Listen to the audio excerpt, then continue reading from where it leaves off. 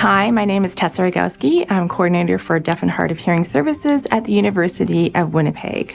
Part of my responsibility is to coordinate ASL English interpreting services here at the University of Winnipeg. So when a deaf student comes in, they come in and we meet and we say, okay, we'll provide you American Sign Language English interpreters in the classroom. So the student has 100% access in real time to the classroom lectures, events happening on campus.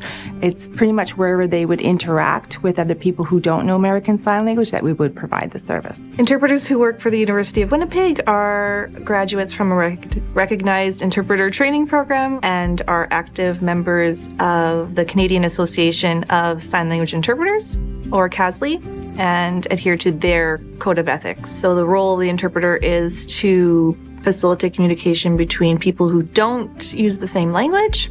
So everything that is said in the classroom is signed, along with things like environmental sounds, knocks at the door. If a student was participating in class discussions, then everything that is signed is interpreted into English. I found out there was a deaf student coming into my class from an email from Accessibility Services sometime before the class started, that's for sure. It didn't impede my teaching whatsoever.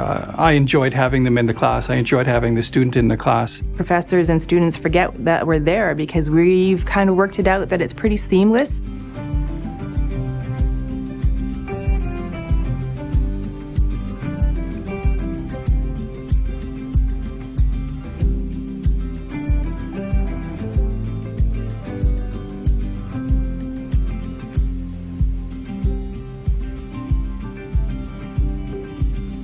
We switch off about every 20 minutes or so, depending on the density of the class. If it goes really fast, we get more mentally exhausted, so then we have to switch more often. If it's a subject matter that is familiar with us, the cadence of the professor is at a good speed, we're able to go a little bit longer. There was a really good relationship clearly between the student and the interpreters, and between the interpreters and myself. I think we had a good relationship. We laughed a few times. They would interrupt me a few times, only a few times, to ask for me to repeat something. Having access to the information prior to the classroom helps the interpreters prepare.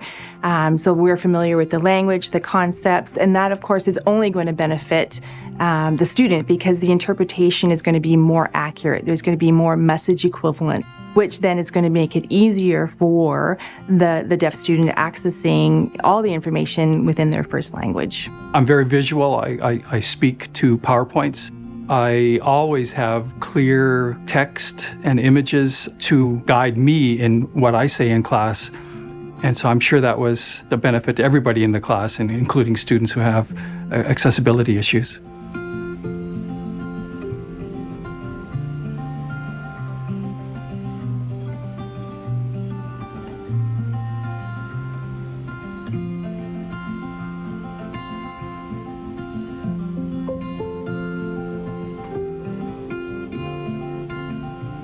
Every faculty member should be aware that the student needs to see your lips if they're lip reading, need to hear you clearly. If I did anything to adjust my teaching style, it was probably maybe slowing down a little bit. As interpreters, we often place ourselves next to the professor and or the learning material, such as a PowerPoint presentation. So the student has access to the interpreter, what is also on the screens, and what the professor is saying and doing. Because if they're using sign language interpreters, a lot of what they get is not only from us, but also from visual cues from the professor. How does the professor talk? Is he moving a lot? Do they get excited?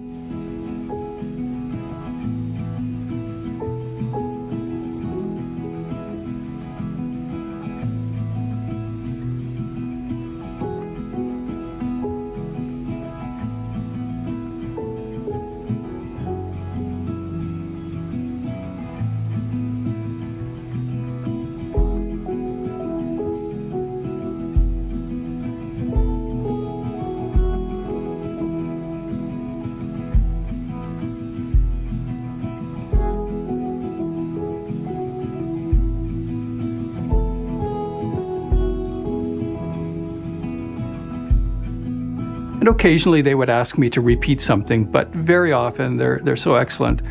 And it just wasn't an issue for me whatsoever. It was a non-issue. They were invisible in many ways. So all that kind of plays into their learning experience, and we hope to make sure that we're making everybody in the classroom feel comfortable. To any faculty member who hears that they're going to have an accessibility student in their class, I think they should look forward to the experience. It's not extra work, it's a positive experience.